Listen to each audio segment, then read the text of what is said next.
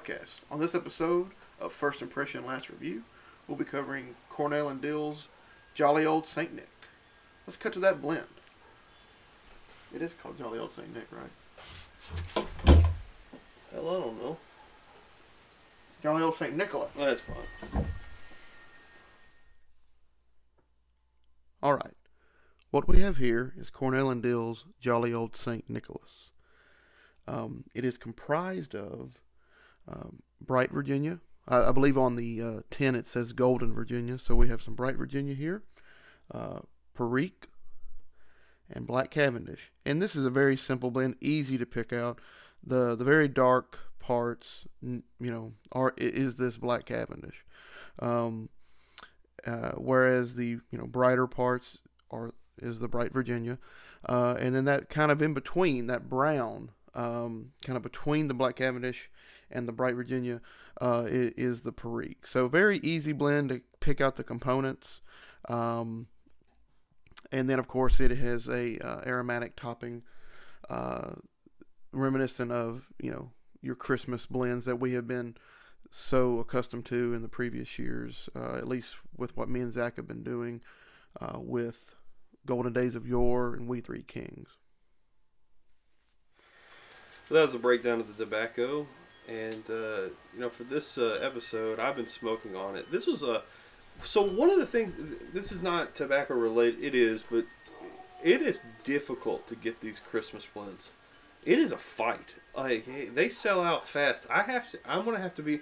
Well, he and I were just talking 2 weeks ago that we were gonna kick back off, do Thanksgiving Day, and do some other episodes. And he said, well, "What else do you want to do?" We talked about Skiff and Squadron, and then I said, "Well, let's just get a Christmas tobacco." And Cornell Diehl always releases a Christmas blend.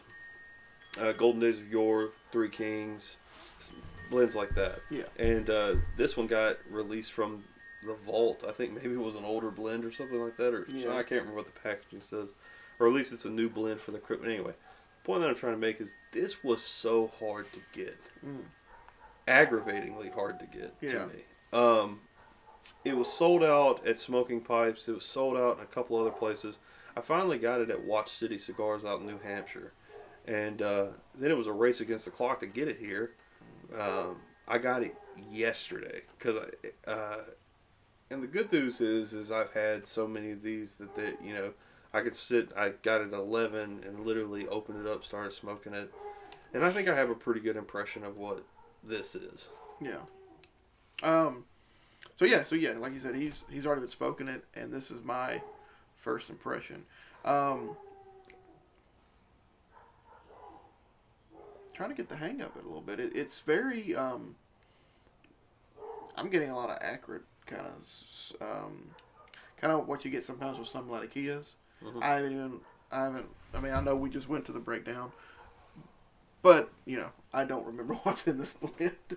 It's got, like, Golden Virginia. It's got some Perique, St. James Perique, Parish Okay. Perique. It's got orange liqueur, some ginger in there.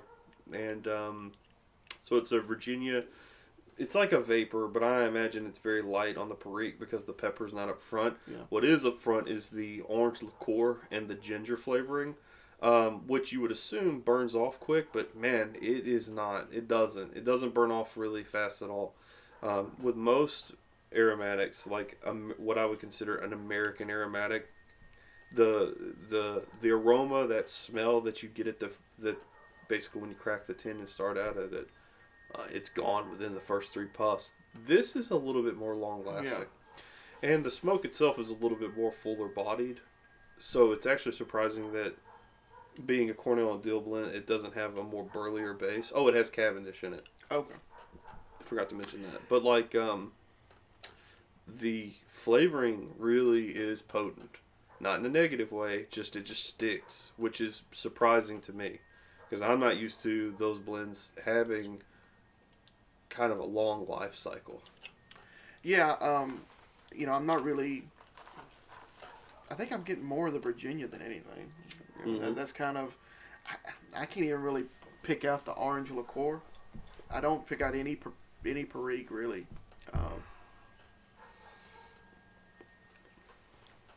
Hell, maybe right then when I just puffed it, maybe I did a little bit.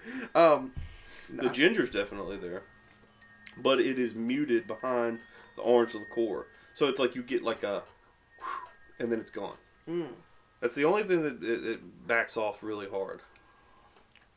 Yeah, I'm getting a lot of that. What I would, what I would get with like a HH Pure Virginia. I'm just getting the Virginia really. I really do taste that aromatic, but it does have a candied, medicine-y taste to it, which some people probably won't like. But I don't think it's bad. I kind of like it. I also have a tendency to like. There are these candies called violet candies. I think they have a lavender. They're just little mint candies that you eat, and they're lavender flavored, and I like them. And everyone that I know that tries them, when I pull them out, says that tastes like laundry detergent, which is weird. That's a weird take, because I'm like, when did you eat laundry detergent? But whatever. But it does have that smell to it, and I understand that. But like that sort of weird, that odd flavoring, in this case a medicinal like flavoring, I think works. Yeah, it's not bad. Right now, early in the bowl, I still definitely would go with We Three Kings over this. Maybe even Golden Days of Yore. Golden Days of Yore was good, dude. Yeah. It was really good. Yeah. I think Golden Days of Yore was the first time I was shocked. But these Christmas blends kind of work for me. Yeah, I don't know why. They just work. And I never say that about Cornell and Diehl aromatics. Cornell and Diehl does not do great aromatics, but man, these work. Yeah, they you're gonna get something right. So I guess they found that, they get a lot of outside of aromatic right. So I'm not knocking Cornell and Diehl, but when you try so many different aromatics and you the more you go at it, it makes sense that they're gonna find something that they can kind of hone in on and do well. Because I loved We Three Kings, right? Because it was very reminiscent of The Patience of Dr. Silence. Right. It had a very similar room note, and even in the smoke, it had a similar. It didn't have as much underneath, but the top note was so reminiscent of it that I was like, this is awesome. This, like I said, I'm just getting Virginia and a little bit of like acrid, a little bit of something going on with a little bit of orange, kind of here and there. I don't know why I'm not catching it. Maybe my nose is stopped up today. I don't know. Yeah, it's I don't know. I like it. I don't know why I like it. I don't.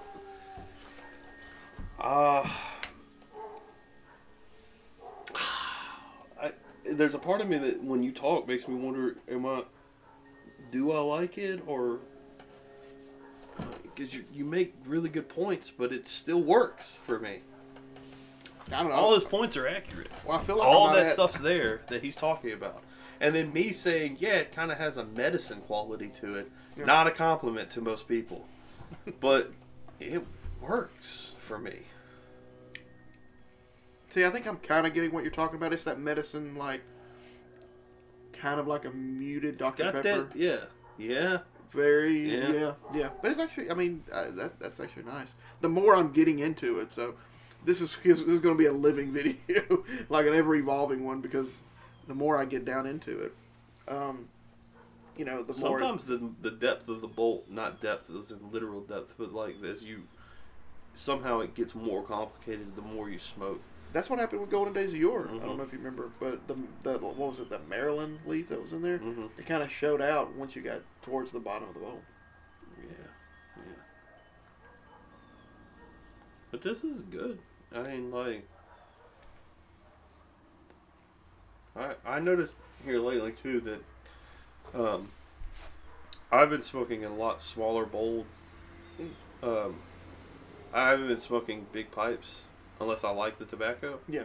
And I noticed that you've been smoking in larger pipes than me. And I'm wondering if that has an effect on it. It could. So you haven't been really, if it's a blend like you don't really love, you haven't been using your Dr. Silence pipe? No, pipe? no Dr. Silence, no anything that's like really large. I've been smoking out of like, I'm also busying myself. I'm a busybody sometimes. So like when I'm busying myself, I have a small thing, set it down, move on, and blah, blah, blah. You know, like my bowls aren't very large. And that can have an effect. Now, most of the time I smoke that 7LE Bulldog a lot. And it's got a smaller bowl, but I'm not smoking it today. I think I've run out of filters. I gotta order some for smoking pipes. So I may do that and order the Crumble Cake Haunted Bookshop here soon. We gotta figure out a couple more of the set list. If you guys have a suggestion of something you'd like us to smoke and review, please leave it in the comments. Yeah. I think we suggest that all the time, and I don't think anyone's ever made a comment as to whether or not they should smoke this or not. Huh? You'd be surprised what we have in stock. Yeah, based on his inventory. Good lord. Okay, I got some ginger there on the when the smoke he went back and hit me in the face. I got some ginger. Anne's got some. She got some like this candy that's like pieces of ginger. And you just put it in your mouth and like it takes forever to eat because it's real spicy. Like it's got a real spice kick to it. You can't really just sit there and chomp on it. You kind of just let it sit with you for a while. And I got a little bit of that just then. I think ginger's good. You know, we talked about Maltese Falcon having ginger quality to it. Yeah. Personally, I wouldn't have went with that. I would have went with what's in. Meridian? No. Oh my lord. We actually did an episode of this. I think it's a. I know we talked about it. It's a Galwith blend. It's an aromatic Galwith blend. It's Bosun. a broken Bosun cut flake. Yeah. Now, that has clove oil in it. That's right. And I think if you were to put the clove oil essence into Maltese Falcon, that would have been game changing. It would have fit the bill of what it's trying Everything. to be. But for whatever reason, but anyways, yeah. I'm a huge fan of Bosun Cut plug. And huge fan. I'm very fortunate because I don't think people like Bosun Cut plug. And I can keep it in stock. And I actually need to order more. I need to go find and order more because I'm almost out. I smoke that stuff literally. I smoke probably 2 pounds of that a year. Really? Wow. It is one of my go-to, like, I'm having a good day, I'm having a bad day, I'm having a whatever day. Bosun Cut makes me feel better. I don't remember too much about it. It was one of our first reviews that we did, one of our first fillers. Because we did it in Goblin Mixture. And I don't remember too much about it, other than the name. Well, I remember, was that the one where you puffed on it and it like made you react crazy, or was that Goblin Mixture? That was Goblin. Might have been Bosun. Probably wasn't Bosun though. I don't know. It was one of those first 2 videos that we ever did. Yeah. Bosun Cut plug though, that's where it's at. Yeah. Yeah, as I'm getting more down the bowl, I'm picking up more on that ginger. So it is odd that the ginger didn't burn away early on, because you figure by the time I'm getting to it, it would be gone. But I'm getting a little bit of it. Well, maybe I was wrong then, because I thought it did kind of. It's definitely muted by the orange liqueur. For some reason, I'm not picking up the orange. I don't think that the tobaccos stand out well enough to consider them like a high quality tobacco though. But I still like all the flavorings. And that's always been the thing though with Cornell and Diehl. Does the tobacco underneath stand up to the flavoring that burns off quickly? And I think 9 times out of 10 it doesn't. Yeah, I think that was what made Golden Days of Yore so unique. It's because the tobacco was good. Yeah, the tobacco was good. And then We Three Kings, I wouldn't say the tobacco was great, but the flavoring was so good. Yes. That you could kind of ignore it.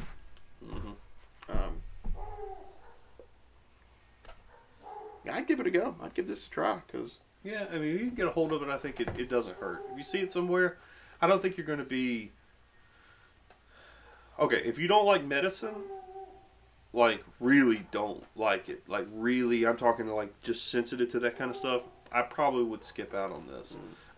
If you're interested in something more adventurous, this is not going to make you feel bad. Cornell and Diehl's been doing pretty good with their aromatic Christmas blends here lately. Yeah. Where most people fail in aromatics, in my opinion, isn't necessarily an orange liqueur, rum, a juice. Where you can see like with Peretti blends, you can see with Cornell and Diehl blends. Where they usually fail is like a chocolate. A chocolate is pretty much a death sentence. Chocolate, caramel, I don't know what it is. Like any type of flavoring like that, you're almost absolutely going to fail. I think only the Gobleths know how to handle that. Yeah, yeah. I've been meaning to try Bob's. Bob's chocolates, it's the gold standard. And then didn't Ken Byron Ventures, didn't he have a chocolate? Ken Byron had a chocolate that's pretty good. But Ken Byron makes sure that you know that there are other things going on. Bob's chocolate is Virginia with chocolate. I think maybe a little bit of burley or something in there. But like that's pretty much it. And it's delicious. Ken Byron usually has a lot of other things happening. Like his chocolate pie, there are other things going on in it. Oh, okay. Still good though. I don't think I've had any chocolate tobacco. It's basically don't. I mean, and I don't mean that negatively. It's just how I've had so many, and 99% of the time they fail, and then you have 1%, which is Bob's chocolate or maybe something Ken Byron throws out, and Ken doesn't, or I haven't really been purchasing tobacco a lot lately from anyone, but from my experience, Ken has he has it's more complex, and he doesn't always release like we're going to do this chocolate. Ken's a really good tobacconist, or that whole thing is really great. But there's not a lot of like I think sometimes he has. Well, I have the tobacco that I have, and this is what I'm going to release. Yeah. And there's no schedule to it. Yeah, and it's like, okay, Yeah. Because we didn't do any type of. I didn't do any I usually purchase Halloween blends from him because he comes up with some unique stuff, and I like reviewing his stuff. Yeah. And I haven't done anything like that. Well, you and I haven't really been together, and there's not a lot of need for me to purchase. There's not a lot of need for me to purchase things. Yeah. We wanted to do the new peas blend. We were talking about that. Something. Right? And I would like to do that spark plug. Oh. That's not new though, is it? No, it's not new. It's new-ish, but it ain't new. Yeah. And I got several. I actually got one behind me here that we may do one day. Some Irish flake. And then we get some burley blends and some other dark fireds that we have on Yeah, we need to do Heinrich's. Yeah. Blends. Because I have I think I have two different McBarons. I think I may have Bold Kentucky and then Dark Strong. Or Dark Fired or whatever it is. There's Bold, Dark Fired, and then the Heinrich's is Dark Strong. Yeah. And then Orlick has a Dark Strong, or they did. They did, but I feel like Heinrich's is so good that it just beats took us off of Orlick. Yeah. Orlick's good blender. Don't get me wrong. You're not going to go wrong, but Heinrich's it's in a league of its own. But that's the only two blends that Orlick makes, right? Golden Slice and Dark Strong. They have... only two I can think of. You're probably right, though. But I think they stopped making Dark Strong. I thought they did. Well, you're probably right, though. I don't know. I could be. We're a little out because we've been out for a year. We're not up to date on stuff. Yeah, because I mean, if you're also a YouTube, even if you dabble in the realm of videoing, right? For us to have the PipeCast channel, has to be a separate Gmail associated with it, right? And that's kind of where all my subscriptions to Pipe stuff is. And I haven't logged into PipeCast, my YouTube app, in probably 7 months until like a couple weeks ago. And so I have been out of all of it. I haven't been keeping up with anything, like any of the blends. We're trying to get back in. It's just been kids and life, and we live a good distance away. And like I said, when it gets hot, I kind of get out of it anyway. I don't smoke as much. I I kind of associate. It's kind of one of those things where I push one thing for the cold months because it gets me out, and I like being out in the cold. And I should have been a hunter because I really like getting out in the cold. Yeah. But there's no reason for me to be out in the cold unless I'm smoking. So it's just a thing I like to do. It gets me out and No time smoke. like the president getting into hunting. Yeah. But for some reason I thought about just like tagging along with my neighbor. Just be like, hey, next time you go hunting, I'm just gonna tag along and watch you, and just see what you do. I mean, because I have siblings that hunt, but I've never gone. Yeah. They're like 15 years older than me too. So I don't know anybody in my family that really hunted. Yeah. Fishing's more of a thing, I guess, and I don't do that either. But More of my people fish. Yeah. more of your people? What do you mean your people? You know. Restaurant owners. Yeah, restaurant owners. Do you know that hotel that was across from La Fonda?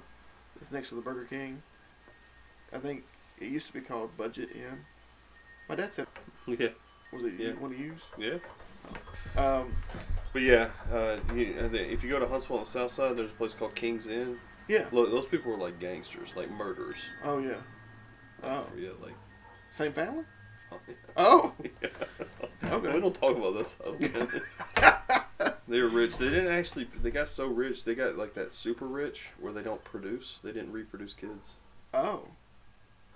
Really? But they got into apartments and hotels, and they were gamblers and gangsters. Same people that own the Budget over here? Yeah. Oh. They Okay. They owned a bunch of land in Huntsville. Oh. They made bukus of money. They didn't give you any of it? I'm not close to them. I didn't even know they existed. Oh. My daddy told me this. He told me this like a couple of years ago. Oh. I was like, damn, they were gangsters and stuff. And he's like, yeah. Yeah. Oh wow. And then you tell everybody, and then he's like, I was lying to you. Now I know this story's true. Oh, okay. I know this story. I know this story's true because my Uncle Jack ran their apartments, and I rented their apartments from them. Oh. And so like the family, there's a real side of the family that I know in the shadows. Gotcha. But then Dad was like, well, let me tell you some real stuff about it. Gotcha. And they were like degenerate gamblers, and like they had our family had some weird ties. They got into money. It was, you know.